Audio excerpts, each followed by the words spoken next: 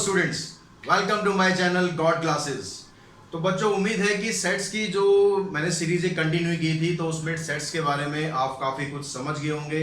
Sets क्या होते हैं, किस तरह से उन्हें रिप्रेजेंट करते हैं, किस किस टाइप के सेट्स होते हैं। आई थिंक अगर आपने पिछले चारों के चारों वीडियो देखे हैं तो ये सब चीज़ें आपको अच्छी तरह आ गई होंगी। तो आज के इस वीडियो में हम क्या करते हैं, आज हम कुछ ऐसे क्वेश्चंस करते हैं जो हो सकता है कि आपके लिए थोड़े से टफ हो, क्योंकि जो हमने पिछले वीडियोस करे थे उसमें जो जो मैंने चीज़ें बताई थी उनके साथ साथ उनके कुछ एग्जांपल्स बताए थे ताकि आपको वो चीज़ें क्लियर होती जाएं। लेकिन कुछ टिपिकल क्वेश्चंस होते हैं जो उस वीडियो में नहीं हो पाए थे, तो आज हम उन क्वेश्चंस को करेंगे जो स्पेशल क्वेश्चन है और जो आपको आनी चाहिए। तो सबसे पहले जो क्वेश्चन की मैं बात करता हूँ वो होता है कि एक सेट को आप सेट बिल्डर फॉर्म में कैसे लिखेंगे। नॉर्मली क्या होता है, रोस्टर फॉर्म में लिखना तो बड़ा आसान होता है कि आपको बस एलिमेंट पिक करने हैं, एलिमेंट आपको लिखने हैं, कॉमा लगा के उनको सेपरेट करना है। लेकिन जब हम कन्वर्स प्रोसेस करते हैं, यानी रोस्टर फॉर्म आपको गिवन होगी और आपको सेट बिल्डर फॉर्म लिखनी होगी, तो कभी कभी थोड़ा बहुत परेशानी हो सकती है। तो उन क्वेश्चंस को हम कुछ डिस्कस करेंगे। इसके अलावा कुछ और स्पेशल क्वेश्चन इस वीडियो में है, तो इस वीडियो में आप बने रहेंगे एंड तक। तो इस वीडियो के बाद आप सेट का हर एक क्वेश्चन बड़े इजीली कर पाएंगे। तो यहाँ पर देखो, सबसे पहले मैंने कुछ एग्जांपल लिए हैं रोस्टर फॉर्म में, इनको हमें सेट बिल्डर फॉर्म में कन्वर्ट करना है। तो सेट बिल्डर फॉर्म में कन्वर्ट किस तरह से किया जाता है उसके लिए यहाँ पर देखते हैं आपके पास नंबर क्या है। यहाँ पर देखो 3 है, 6 है, 9 है, 12 है, 15 है। तो हमें यहाँ पर कुछ स्पेशल जो इसके अंदर क्वालिटी हो रही है वो हमें फाइंड करनी है कि यहाँ पर क्या स्पेशलिटी नंबर्स के अंदर है। तो अगर हम यहाँ पर ध्यान से देखें तो एक तरह से 3 के मल्टीपल्स आ रहे हैं, 3 की टेबल आ रही है। देखो 3 1 जा 3, 3 2 जा 6, 3 3 जा 9, 3 4 जा 12, 3 5 जा 15 तक है। तो इसको हमें सेट बिल्डर फॉर्म में लिखना है। अब सेट बिल्डर फॉर्म में आपको बताया था मैंने क्या करना है, आपको कोई एक एलिमेंट ऐसा लेना है जो इन सबको रिप्रेजेंट करे। तो उस एलिमेंट को हम क्या लिख लेते हैं, x लिख लेते हैं। x लिख लो, y लिख लो, कुछ भी लिखो। फिर उस x को आपको रिप्रेजेंट करना होता है कि वो x की वैल्यू क्या है। तो उस x की वैल्यू को हम यहां पर लिखेंगे, देखो x इक्वल्स टू 3n। ठीक है, x की वैल्यू क्या ली हमने, 3n। अब n यहां पर क्या होगा, इस n को हमें स्पेसिफाई करना है। एक तो n जो होगा वो नेचुरल नंबर्स में से लेना है, लेकिन नेचुरल नंबर हमें सारे तो नहीं लेने ना, क्योंकि यहाँ पर ये सेट कौन सा फाइनाइट सेट है। तो फाइनाइट सेट में आपको स्पेसिफिक बताना पड़ेगा कि कहाँ से कहाँ तक नंबर यूज करने हैं। अगर इसी क्वेश्चन में आगे डॉट डॉट डॉट लगा होता तो हमारा ये जो आंसर है इनफ होगा, क्योंकि उसमें सारे नेचुरल नंबर आप लेने पड़ते हैं।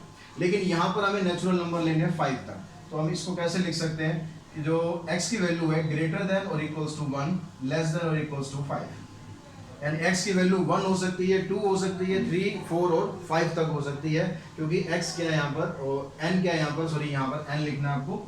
n क्या है यहाँ पर, नेचुरल नंबर है।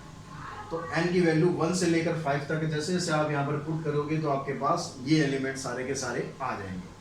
नेक्स्ट एग्जांपल पे चलते हैं। नेक्स्ट में देखो अब क्या है यहाँ पर 2 4 8 16 32 64। यहाँ पर क्या हो रहा है, यहाँ पर ऐसी क्या खास चीज हो रही है। तो सोचो जरा, वीडियो को पॉज करो, दिमाग लगाओ कि यहाँ पर ऐसा क्या हो रहा है।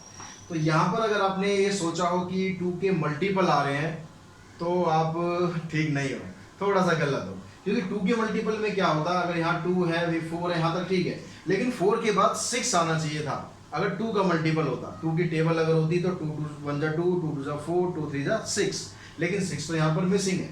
तो फिर यहाँ पर क्या है, अब यहाँ पर आप ध्यान से देखो कि यहाँ पर जितने भी नंबर है वो किस तरह से आ रहे हैं। देखो 2 की पावर अगर मैं 1 करूँ 2 आ जाएगा, 2 की पावर अगर मैं 2 करूँ 4, 2 की पावर 3 8, 2 की पावर 4 16। देखो ऐसे नहीं बन रहे। 2 की पावर 5 करेंगे 32 आ जाएगा, 2 की पावर 6 करेंगे 64 आ जाएगा। तो यहाँ पर क्या हो रहा है, जो बेस है, ये जो बेस है ये तो सेम है, पावर चेंज हो रही है। तो जो चेंज हो रही है उसको आप x से n से रिप्रेजेंट करेंगे तो यहाँ आ जाएगा 2 रेज़ टू पावर n। और फिर से n यहाँ पर क्या है, n नेचुरल नंबर लेना है आपको, और नेचुरल नंबर कहाँ से कहाँ तक लेने हैं, 1 से लेकर 6 तक लेने हैं। ठीक है, ये भी जरूरी है और ये भी जरूरी है।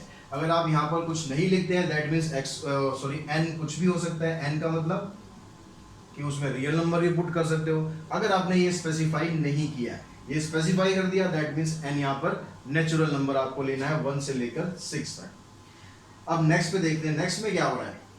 यहाँ पर अगर आप देखें ध्यान से तो 1 का अगर आप स्क्वायर करेंगे, क्या कर रहे हैं, 1 का अगर आप स्क्वायर करेंगे तो क्या होगा, 1 आ जाएगा।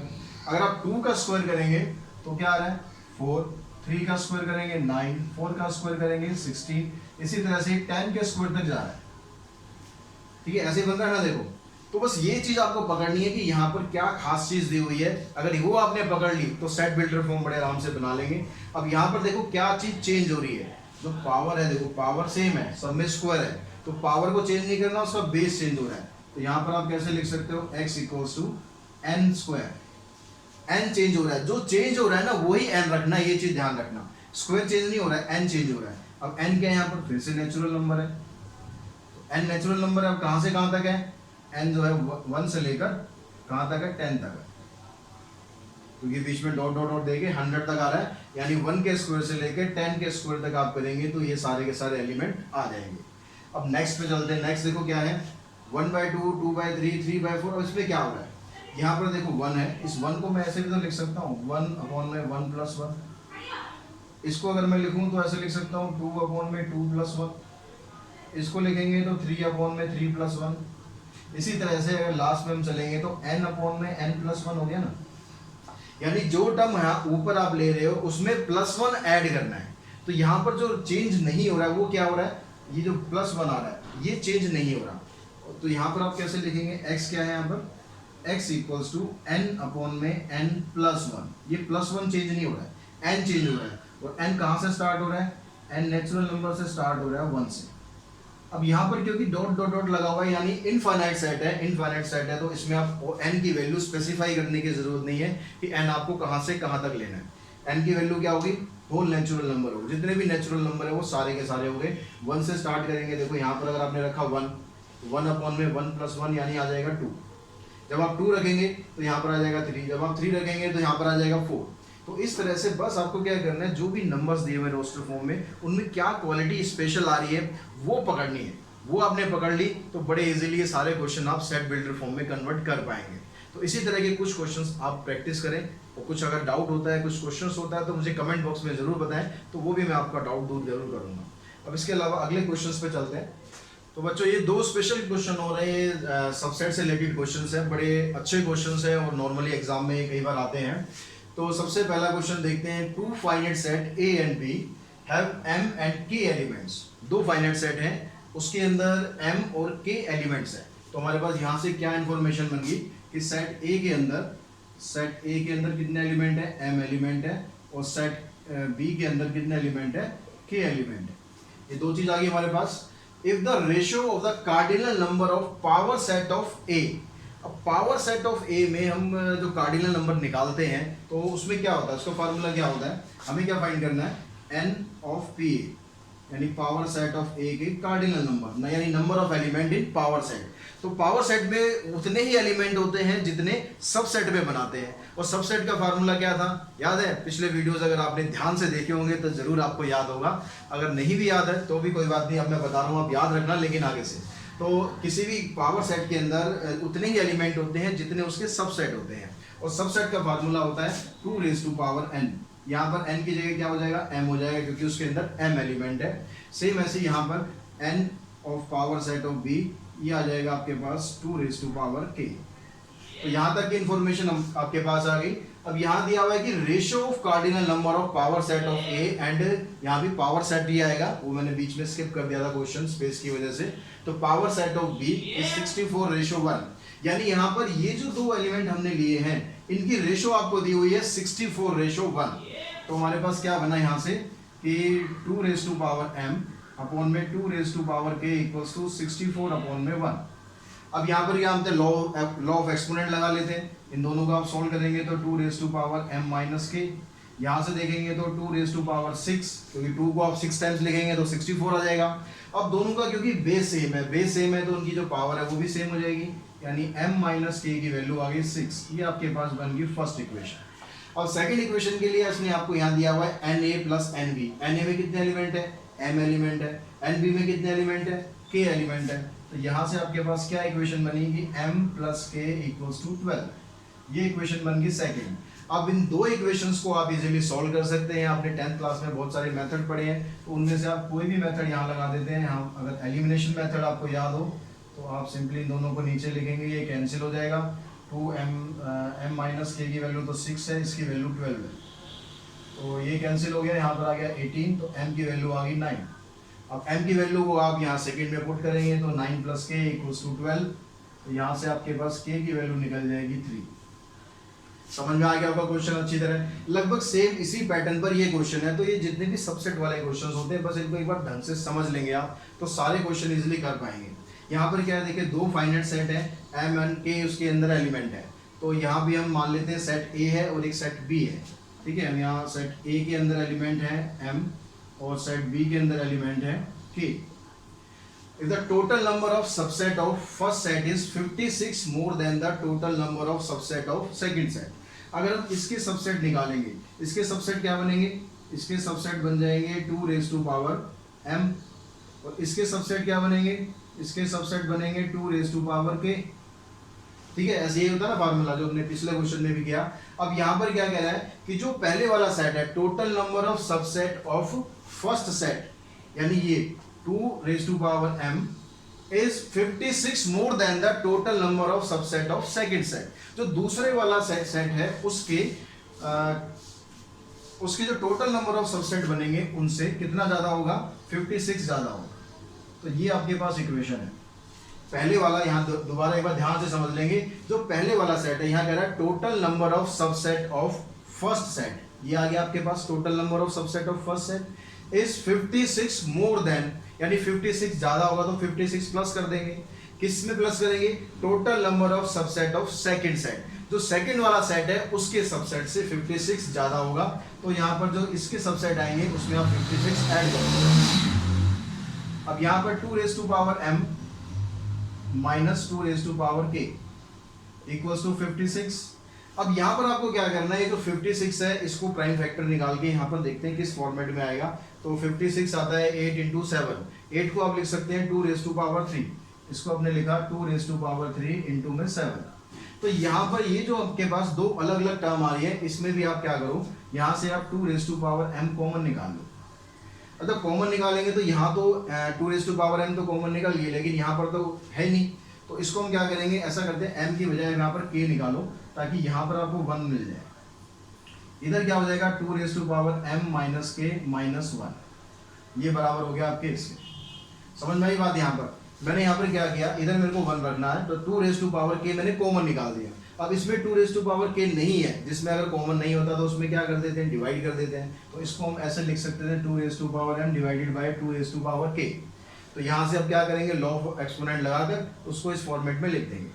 अब इन दोनों साइड को आप कंपेयर करेंगे तो दोनों साइड को कंपेयर करने पर क्या हो रहा है, यहाँ पर ये जो फैक्टर है और एक ये फैक्टर है, ये वाला जो फैक्टर है ये इसके बराबर हो जाएगा और ये वाला फैक्टर इसके बराबर रखना है।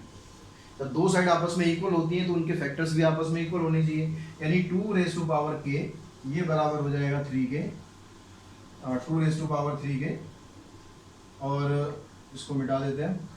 यहाँ पर 2 raise to power m minus k minus 1 ये बराबर हो जाएगा 7k। अब यहाँ से देखो कंपेयर करोगे तो k की वैल्यू तो आपको मिल गई 3। यहाँ पर इस माइनस 1 को उधर शिफ्ट करो पहले, 2 raise to power m minus k equals to में 8। अब यहाँ k की जगह आप यहाँ 3 पुट कर देंगे तो 2m माइनस 3 इक्वल्स टू में इसको लिख देंगे 2 रेज़ टू पावर 3। अब यहाँ से आप दोनों को कंपेयर करो, दोनों का बेस सेम है तो पावर भी दोनों की सेम होगी, यानी जो m माइनस 3 है वो बराबर हो जाएगा 3k। तो m की वैल्यू यहाँ से मिल जाएगी आपको 6। तो इस तरह से k की वैल्यू 3 निकल जाएगी और m की वैल्यू 6 आ जाएगी।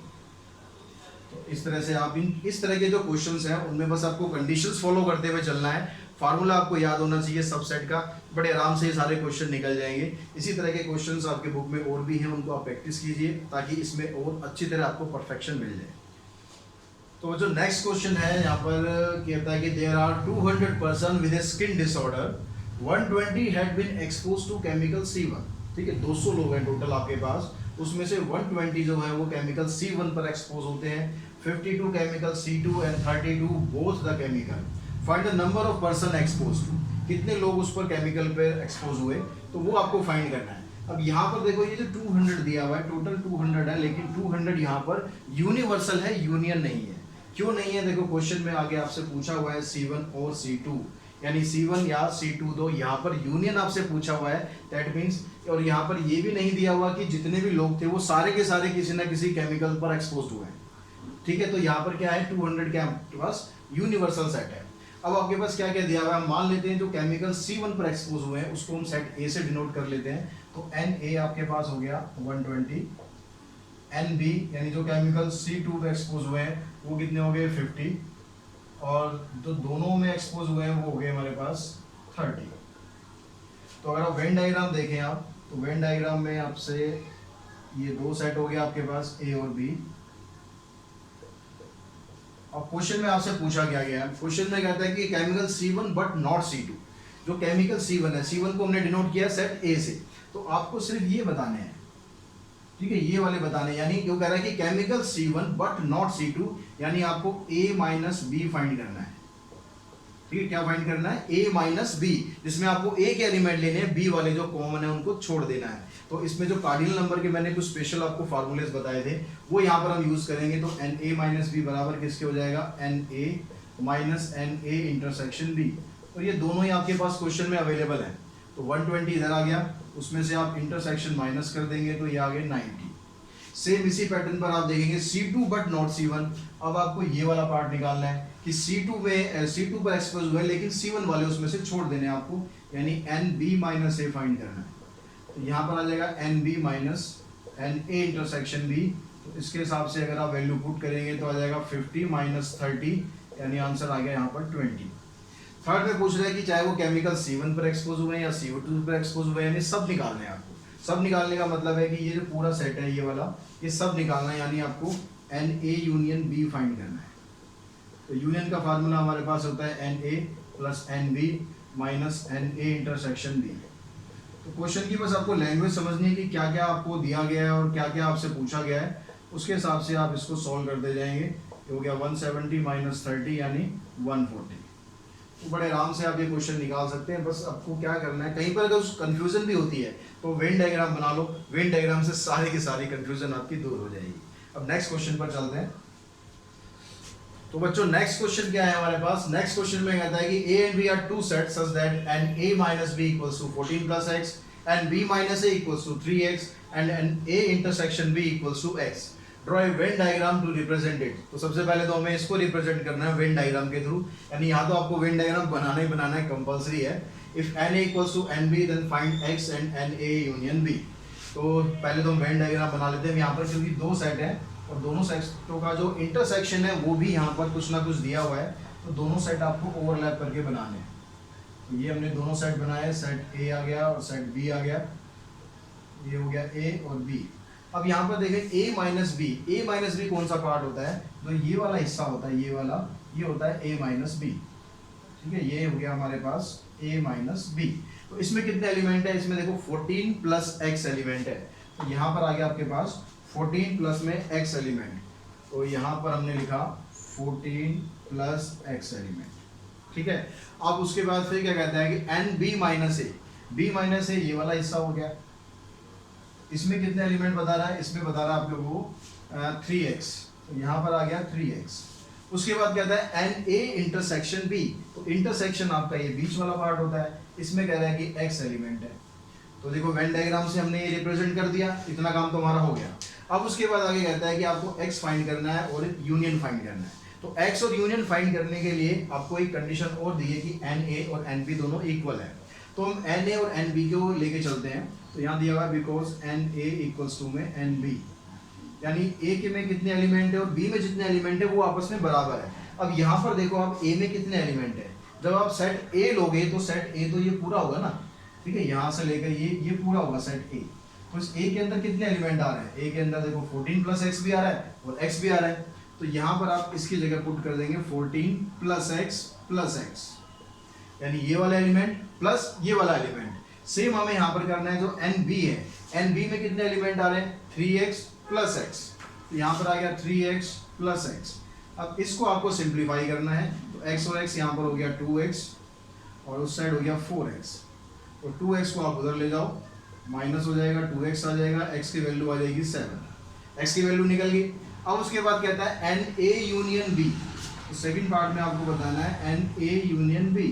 अब यूनियन का मतलब क्या होता है, जितने एलिमेंट A में है, जितने एलिमेंट B में है, वो सारे आपको इकट्ठे कर देने हैं। सारे का मतलब है आपको ये भी लेना है, ये भी लेना है और ये भी लेना है, यानी आपको NA माइनस B भी लेना है और इंटरसेक्शन भी लेना है और उसके अलावा जो b माइनस ए के एलिमेंट थे वो भी इसमें ऐड कर देंगे, वो सारा मिलाकर क्या बनेगा हमारा यूनियन आ जाएगा। तो यहाँ पर देखो इसमें हो गए 14 प्लस एक्स, इसमें हो गए x प्लस 3x, इन सबको ऐड करते हैं तो 4 प्लस में 5x। अब x की वैल्यू तो हमारे पास आ चुकी है, तो x की वैल्यू आप यहाँ पर पुट कर देंगे, तो ये आ गया 14 प्लस में 5 इंटू में 7, तो 5 7 जा 35, यानी 14 प्लस 35 दैट मीन्स कितना हो गया 49, तो 49 आ जाएगा हमारा एन ए यूनियन बी। तो स्टूडेंट्स अब हम क्वेश्चन करते हैं जिसके अंदर 3 सेट इन्वॉल्व होते हैं। 2 सेट वाले क्वेश्चन आपने कर लिए और आई थिंक आपको अच्छी तरह समझ में आ गया होगा कि 2 सेट अगर आते हैं तो किस तरह से आपको सिंप्लीफाई करना है। 3 सेट वाला भी आपको बड़े आराम से आएगा, कोई टेंशन नहीं है, बस यहाँ पर फोकस यहाँ रखना है, बस और कुछ नहीं करना आपको। अब यहाँ पर देखो 3 सेट क्या क्या है आपके पास। ये कहता है कि आपके पास टोटल 100 स्टूडेंट है, उसमें से 15 को मैथ्स दी गई, 12 को केमिस्ट्री ऑफर की गई, 8 को सिर्फ फिजिक्स ऑफर की गई। उसके बाद 40 ऐसे हैं जिनको फिजिक्स और मैथ्स ऑफर किया गया, 20 को फिजिक्स और केमिस्ट्री ऑफर किया, 10 को मैथ्स और केमिस्ट्री ऑफर किया, और 65 ऐसे स्टूडेंट्स हैं जिनको फिजिक्स ऑफर किया गया। अब यहाँ पर इससे तो पहले वेन डायग्राम बनाना है, इसने दे भी दिया नहीं भी दिया है तो भी 3 सेट वाले को आपको हमेशा वेन डायग्राम से ही करने की कोशिश करनी है। अब उसके बाद ये सब चीज़ें बतानी है, तो पहले वेन डायग्राम बनाते हैं। वेन डायग्राम से रिप्रेजेंट करते हैं, ये मैथ्स का सेट हो गया, ये फिजिक्स का सेट हो गया, और ये केमिस्ट्री का सेट हो गया। तो यहाँ पर हम लिख लेते हैं मैथ्स, फिजिक्स एंड केमिस्ट्री, कोई सा भी ले सकते हैं आप कहीं भी, उससे कोई दिक्कत नहीं है। अब यहाँ पर बारी बारी से आपको क्या करना है, इसके जितने भी रीजन बने हैं, ये सारे जो रीजन बने हैं, इन सब की वैल्यू आपको निकालनी है। अब इन सब की वैल्यू निकालने के लिए क्वेश्चंस में आपको सब कुछ दिया होगा, चिंता मत करो। जो नहीं दिया होगा उसको x मान लेंगे, मैथ्स का बहुत बड़ा फायदा है, कुछ नहीं दिया तो x मान लो। तो यहाँ पर देखो उल्टा स्टार्ट करना होता है इस तरह के क्वेश्चंस को। यहाँ कहता है लास्ट में 65 ऑफर्ड फिजिक्स, फिजिक्स का सेट ये पूरा है, इसको भी हम स्किप कर देते हैं क्योंकि इसमें 4 पार्ट आ रहे हैं, तो इन चारों की वैल्यू इकट्ठे आपको 65 दी हुई है, तो इसको भी स्किप करो आप। तो सबसे पहले हमें कोशिश क्या करनी है, जो ये बीच वाला पार्ट है, ये वाला पार्ट जो तीनों सब्जेक्ट में आ रहा है, ये आपको फाइंड करने की कोशिश करनी है। अगर ये क्वेश्चन में नहीं दिया हुआ है तो इसको आप एज्यूम कर लेंगे x, ठीक है। कि अगर ऐसा कोई होता कि ऐसे स्टूडेंट्स होते जिनको तीनों सब्जेक्ट ऑफर कर दिए, वो यहाँ पर आ जाता, नहीं दिया हुआ तो हमने x मान लिया। अब उससे वापस आते हैं, यहाँ पर देखो 10 ऑफर्ड मैथ्स एंड केमिस्ट्री। अब देखो मैथ्स और केमिस्ट्री इन दोनों सेट में कौन सा रीजन आ रहा है, एक तो ये वाला रीजन आ रहा है, ठीक है, ये जो हमने लिया अभी ये वाला रीजन आ गया, और एक ये रीजन आ रहा है। ये ऐसा रीजन है जो मैथ्स में भी आ रहा है, केमिस्ट्री में भी आ रहा है, मतलब इन में दोनों में मिला कर कितने स्टूडेंट हैं, 10 स्टूडेंट होने चाहिए। उसमें से x तो आपने यहाँ मान लिया, तो यहाँ पर क्या बचेगा 10 माइनस एक्स, ठीक है, दोनों का सम मिलाकर 10 हो गया। उससे वापस आते हैं तो कहता है फिजिक्स और केमिस्ट्री में 20 है, फिजिक्स और केमिस्ट्री इसमें कौन सा रीजन आ रहा है, फिजिक्स केमिस्ट्री में ये और ये वाला आ रहा है, तो इसमें टोटल मिलाकर 20 स्टूडेंट है, तो ये अगर x है तो ये वाला हिस्सा क्या हो गया 20 माइनस एक्स। अब इसको निकालते हैं, इसके लिए देखो 40 ऑफर्ड फिजिक्स एंड मैथ्स, और 40 ऑफर्ड फिजिक्स एंड मैथ्स का मतलब हो गया आपके पास ये वाला रीजन आ गया, कौन कौन सा, ये वाला और ये वाला। अब इसमें टोटल मिलाकर 40 है, तो ये बन गया आपका 40 माइनस एक्स। यहाँ तक बात क्लियर होगी, समझ में आ गई।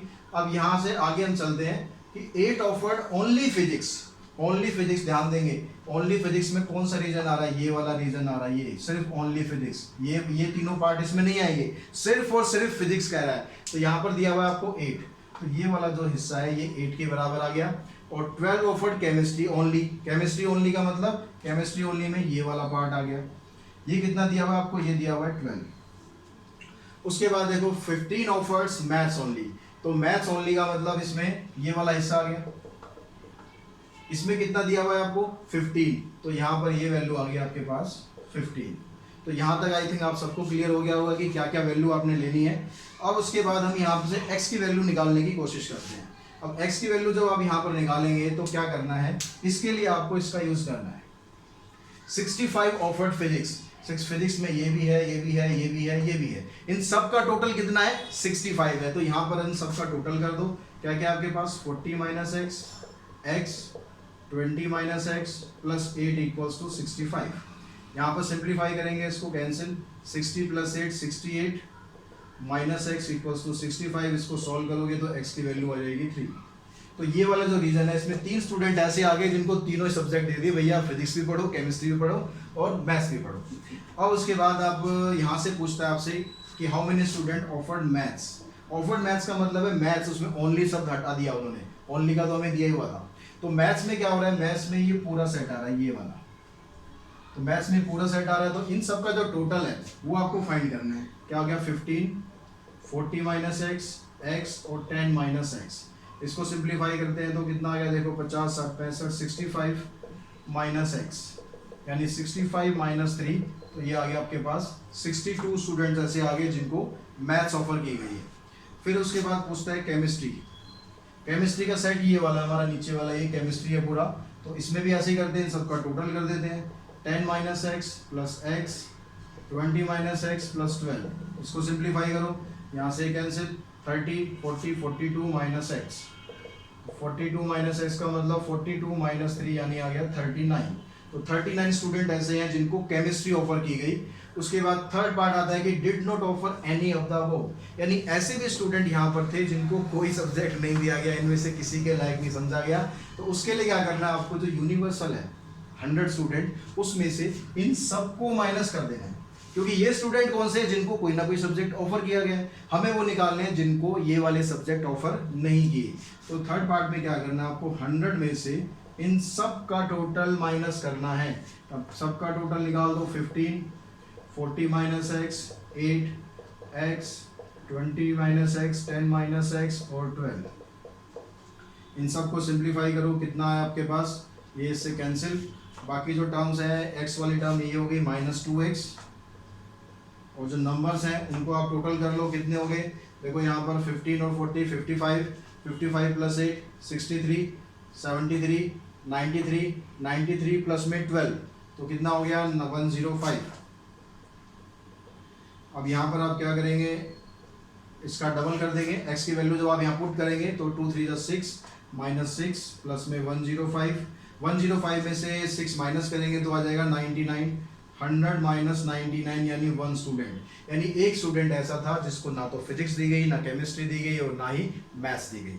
तो इस तरह से 3 सेट वाले क्वेश्चंस हैं, वेन डायग्राम से करेंगे तो बड़े आसानी से आप सॉल्व कर सकते हैं। प्लस में 6 नंबर का क्वेश्चन आता है, तो 6 नंबर बिल्कुल आपकी पॉकेट में बड़े आराम से आने वाले हैं अगर आपने ये सब ध्यान से समझा है तो। और इसी तरह के क्वेश्चंस मैं धीरे धीरे आपको और भी प्रोवाइड करता रहूँगा। अभी नेक्स्ट जो वीडियो है हमारा वो रिलेटेड होगा रिलेशन से, जो सेट का अगला पार्ट है रिलेशन, तो उसकी वीडियो आपको जल्दी ही मिल जाएगी। तो आई होप आपको ये वीडियो पसंद आ रही होगी, पूरी सीरीज़ मेरी सेट्स की पसंद आई होगी। तो अगर आपको पसंद आई है तो वीडियो को ज़रूर आप लाइक करें, शेयर करें अपने फ्रेंड्स के साथ, क्योंकि अप्लाइड मैथमेटिक्स एक नया सब्जेक्ट है, सारा कंटेंट अभी अवेलेबल नहीं है। तो अगर आपको कंटेंट अच्छा लग रहा है तो डेफिनेटली आपको शेयर करना चाहिए, साथ ही चैनल को सब्सक्राइब करें और बेल आइकन को जरूर प्रेस करके रखें। आज की वीडियो में इतना ही, thanks to all of you.